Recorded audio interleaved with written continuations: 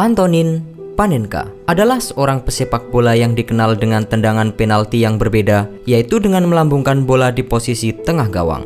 Tendangan tersebut terkenal dengan sebutan Panenka. Antonin Panenka tak hanya menjadi pahlawan kemenangan Cekoslowakia di Piala Eropa 1976, tetapi juga keluar sebagai pelopor trik baru dalam mengeksekusi penalti.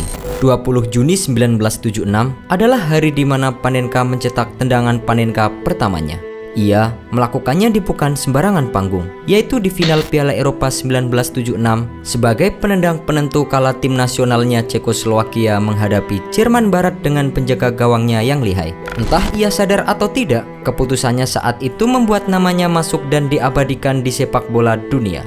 Legenda sepak bola Brazil, Pelé, sampai-sampai mengomentari keputusan Panenka tersebut sebagai hasil yang jenius atau bahkan gila. Menurut Antonin Panenka, ia tidak tiba-tiba memutuskan menendang dengan teknik tersebut. Sebelumnya, ia sudah terlebih dahulu menyempurnakan tekniknya. Bersama dengan kesebelasannya saat itu, Bohemians Praha, ia selalu berlatih tendangan penalti setiap hari. Pemain kelahiran Praha, Cekoslowakia ini memang dikenal sebagai pemain yang memiliki teknik operan dan pengambilan bola mati yang baik. Ia menghabiskan banyak sesi latihan tendangan penalti dengan penjaga gawang Bohemian Zdeněk Hruška. Mereka biasanya melibatkan bir, coklat, dan bahkan uang sebagai taruhan kecil-kecilan di sesi latihan tersebut. Hruška sangat baik dalam mengantisipasi penalti. Ia beberapa kali mengalahkanku dan membuatku kehilangan banyak uang. Dari rasa frustasi inilah ia melahirkan metode baru dalam menendang penalti. Ia pun mulai berpikir cara baru untuk mencetak gol. Hasil analisis Panenka menyatakan jika penjaga gawang biasanya memilih melompat ke satu sisi. Dari situlah ia kemudian mulai fokus untuk menendang bola ke arah tengah saja. Namun, Panenka juga menyadari jika ia menendang bola dengan keras ke arah tengah, maka sang kiper bisa menyelamatkan bola dengan kakinya karena kecepatan bola yang tinggi membuat penjaga gawang relatif masih dalam keadaan awalan melompat ketika bola sampai di atas garis gawang. Akan tetapi, jika bola ditendang terlalu pelan, ia bisa melompat kembali ke tengah jika ia sebelumnya sudah memilih salah satu sisi. Hasil dari pemikiran tersebutlah yang kemudian menghasilkan tendangan ke arah tengah dengan cungkilan yang tidak kencang tapi tidak juga terlalu pelan.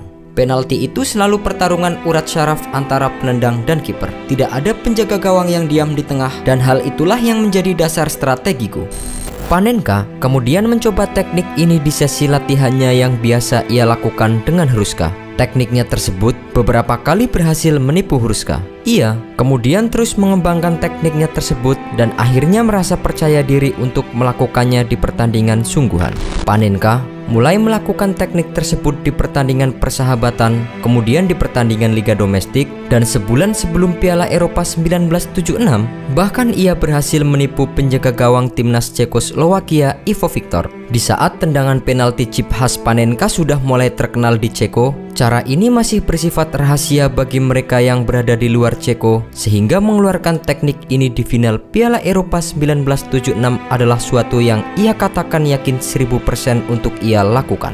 Sebelumnya, cungkilan Panenka sudah menjadi topik pembicaraan di kamar hotel antara Panenka dan Viktor, penjaga gawang Cekoslowakia sebelum final tersebut. Viktor pun berkata kepada Panenka bahwa trik tersebut terlalu beresiko. Akan tetapi, Panenka mengabaikan nasihat penjaga gawang timnasnya tersebut. Akhirnya, Panenka yang bertindak sebagai eksekutor pamungkas pada final tersebut mengeluarkan jurus andalannya, sekaligus memperkenalkan tendangan Panenka kepada dunia. Panenka sendiri memperkirakan jika tendangan Panenkanya di final Piala Eropa 1976 adalah Panenka ke-10 yang pernah ia lakukan di pertandingan kompetitif. Sampai ia pensiun, ia menggunakan cara Panenka sekitar 35 kali dan hanya gagal sebanyak 1 kali.